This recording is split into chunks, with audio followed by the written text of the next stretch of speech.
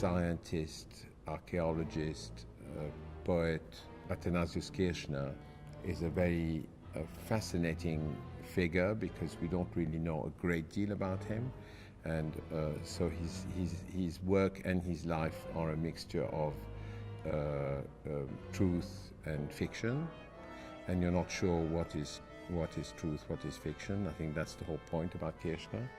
Kirchner was a German Jesuit who went to Italy because he wanted to go to the richest man on earth at that time, it was the Pope. So he did all kinds of research on all different kinds of things, everything you can imagine, from also music and geography and animals. In one sense, he was a kind of universal scholar. On another level, you can see him as a universal charlatan. People started finding out that he made up a lot of things also, that he explained to the graphic people around him, which were mostly in Holland, in fact, no, make it a little bit more like this, and etc. He made up things, which makes him totally impossible for scientific research, but very valuable for the artists to make an opera on him. It starts in a graveyard, and out of one of the graves comes Kirchner, who is reliving, in a sense, his story. And it finishes with his funeral.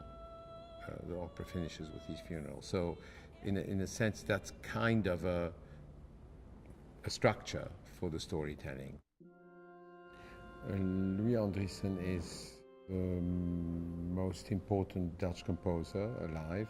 He's not interested in opera in the 19th century understanding of what an opera is. He's really rewriting the rules. He approached me and said, I think this particular subject matter is very appropriate for you.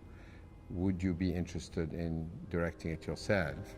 And he also wanted the Quay brothers to design the visual aspect of the opera. Who are very strange artists who do very strange pieces, which have to do also with something like irony and grotesqueness, but it is also a little bit dark and strange and so.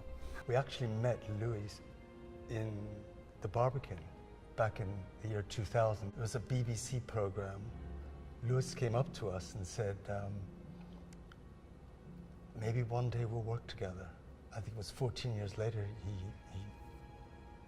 we met, and he just said, would you like to work on this opera? And he said, of course, we'd love to. We'd had the books, the encyclopedic, all the references. I guess what we didn't was the scenario that was written for the opera, which is very grotesque. Eccentric, he was grotesque in a way. That's actually the title of the piece, the undertitle of the piece. Theatre of the World is the title.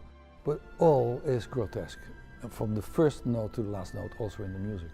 Irony is a very profound way of thinking, and not far from the new thinking in Germany in the early 1800s. The idea about nothing is sure, everything is different, and there's always another side to the things. This kind of related thinking is very profound. But my definition of irony is also profoundly melancholic. And everybody will agree with me that even when it's la la la la la la, it's not la la la la la. No, it's no fun at all. And that is why I like it so much. It's because it's really very dramatic.